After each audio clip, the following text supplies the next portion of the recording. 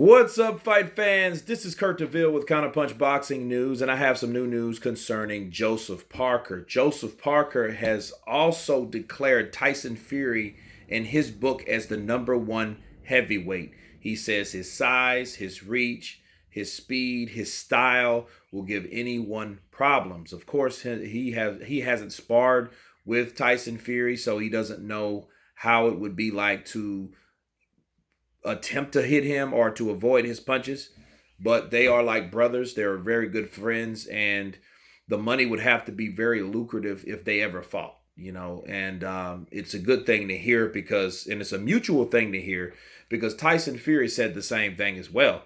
When Tyson Fury was looking for the opponent, a lot of people threw Joseph Parker's name in there, and he was like, that's like my brother. Why I want to fight my brother. I don't do that. I don't do that. I don't fight brothers. you know. But Joseph Parker, of course, he just signed a 3-fight deal with Matchroom. He said it'd have to be a very lucrative deal, to make. But it lets you know, guys, that money talks and bullshit runs a marathon. You know what I mean? Tyson Fury totally dismissed the idea. Joseph Parker kind of did it. However, he did put a price on it. Very lucrative. Depends on what you call very lucrative. You know what I mean? But I think Joseph Parker's set for the next 3 fights. I don't think he's worried about legacy or anything like that. He's fought some of the best. He's fought Dillian White, Anthony Joshua, Andy Ruiz. He has a pretty good resume. You know what I'm saying? So,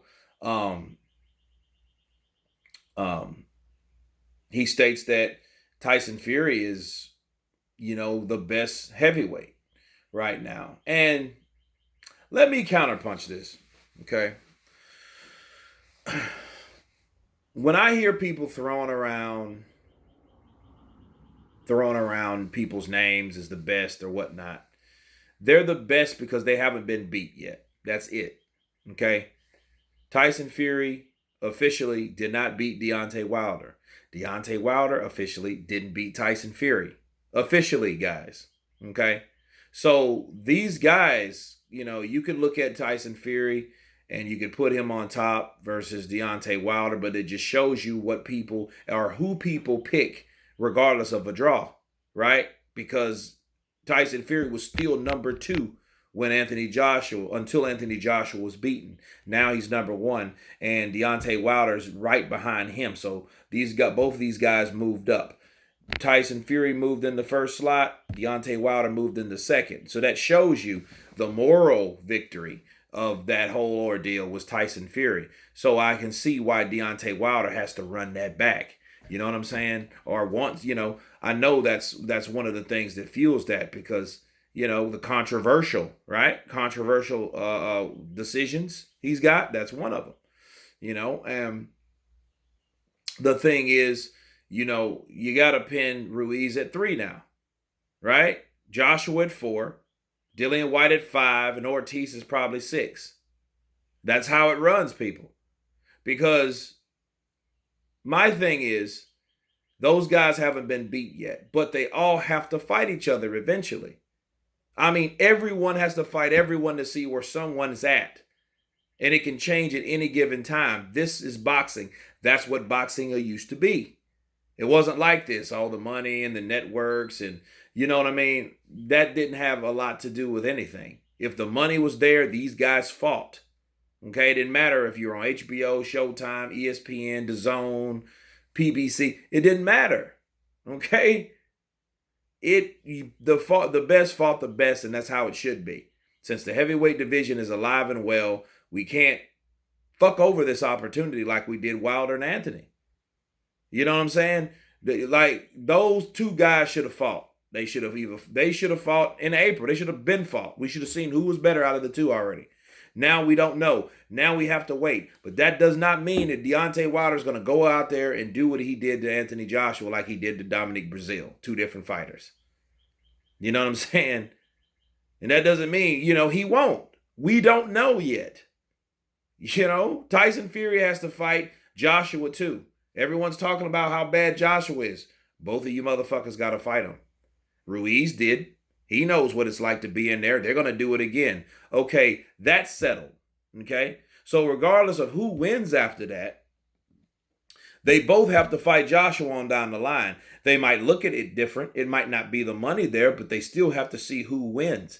That's what it's about. It's not about, oh yeah, well, Ruiz beat Joshua, so and then you beat Ruiz, so that means you can automatically go run right through Joshua. That does not mean that, people. So the people should stop with these triangle theories. These casual boxing fans think that, and that's like a process of elimination thought. You thinking like that, thinking that, one fighter can beat this other guy, so obviously he can beat this other guy. No. Okay? The style of each fighter is unique.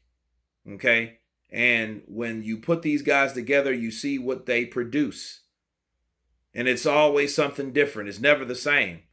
If it was that case, we would be no more than chess pieces on a board game. This means that, this means that, oh, therefore this overcomes this, right? That's not how it is.